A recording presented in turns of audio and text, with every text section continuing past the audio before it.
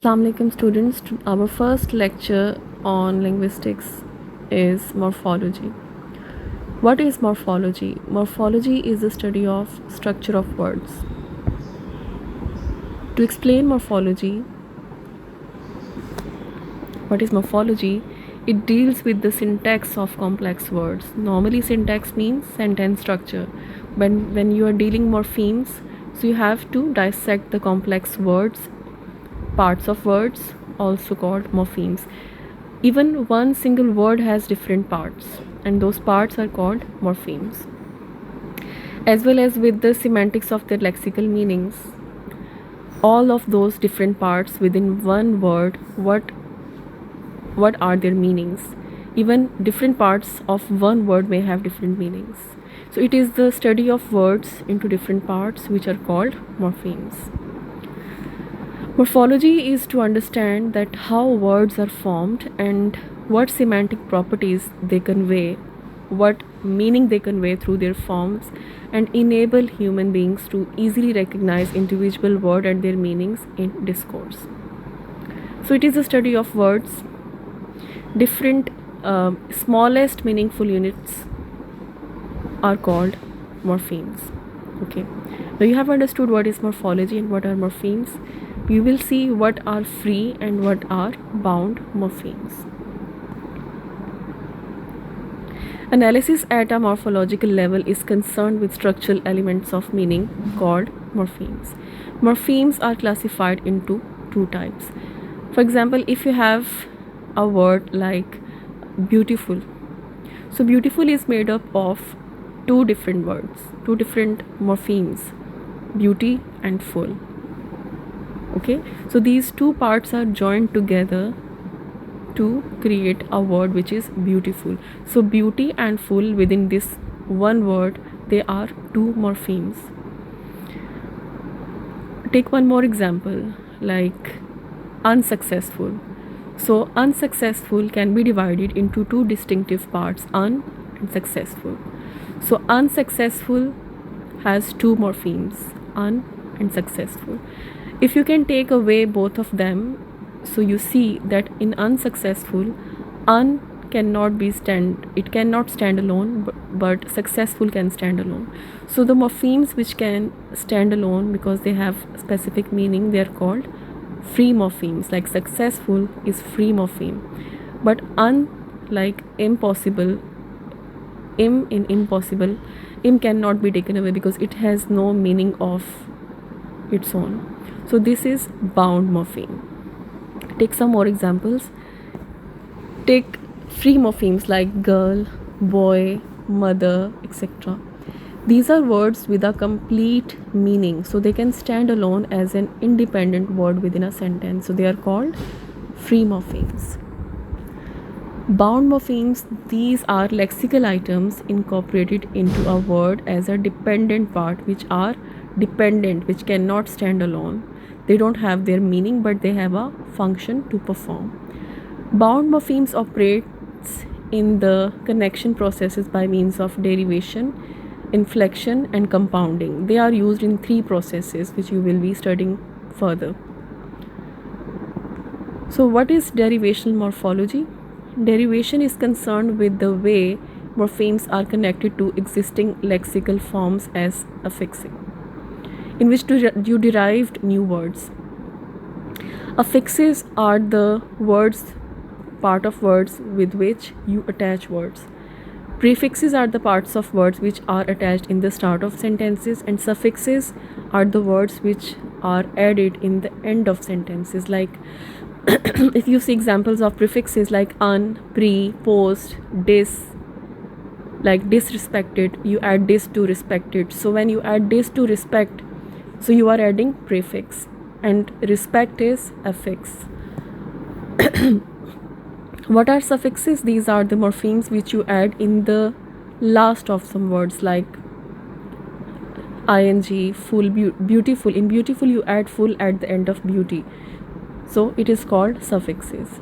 So the process in which you change the category of words class, so that process is called derivation, in which you can create a noun from some verb, or you can create a verb from some nouns. That process is called derivation, in which you change the class of word. Okay, so in this process you use prefixes and suffixes, such prefixes.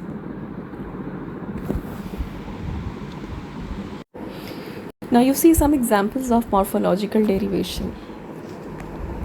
A lexical item, free morpheme like,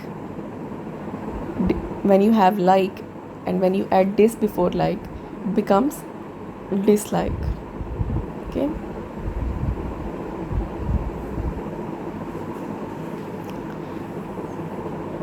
likeable, when you add able in the end of like, so you are using suffix.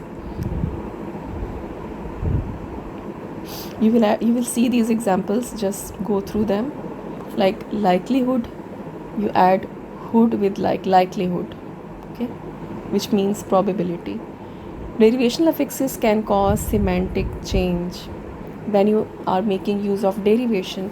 So it can change the word class, as I have told you. It can create the meaning of words, like when you add un with happy, a word which you have happy, when you add un with happy, so it becomes unhappy.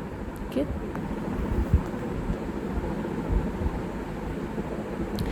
so in derivation you do not change the class of you actually change the class of word, but in inflectional morphology you do not change the class of words. In derivation you can change a verb into noun, a noun into adjective by just adding some morpheme. Like beauty is a noun.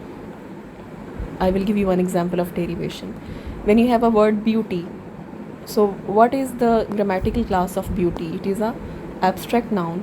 But when you add full with beauty, when you create beautiful, when you say beautiful, so you add morpheme with it, you add full with beauty. Okay, so when you add beautiful, so you are creating adjective. What is adjective? Adjective is the quality of a noun.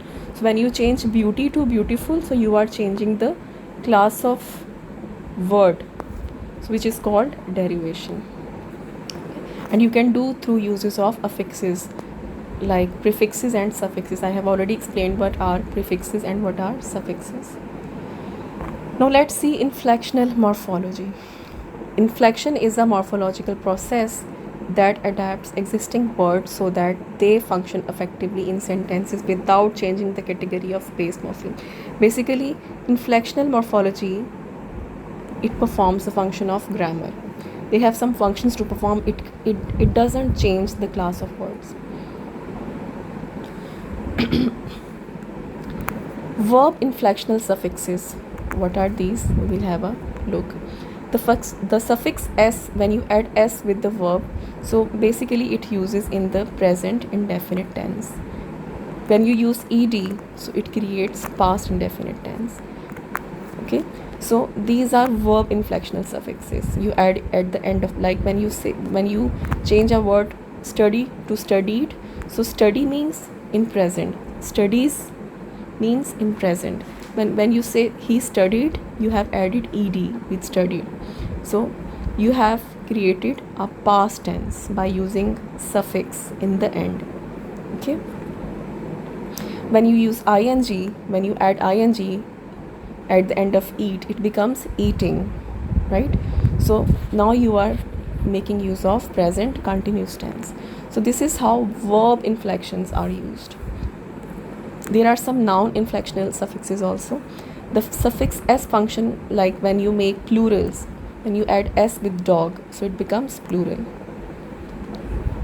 Adjective inflectional suffixes, when you add more quality with some word, like quick is already adjective, but when you add degree, a more stronger degree, you make it quicker, so you add er with quicker, so it is adjective inflectional suffixes like quick, quicker and quickest.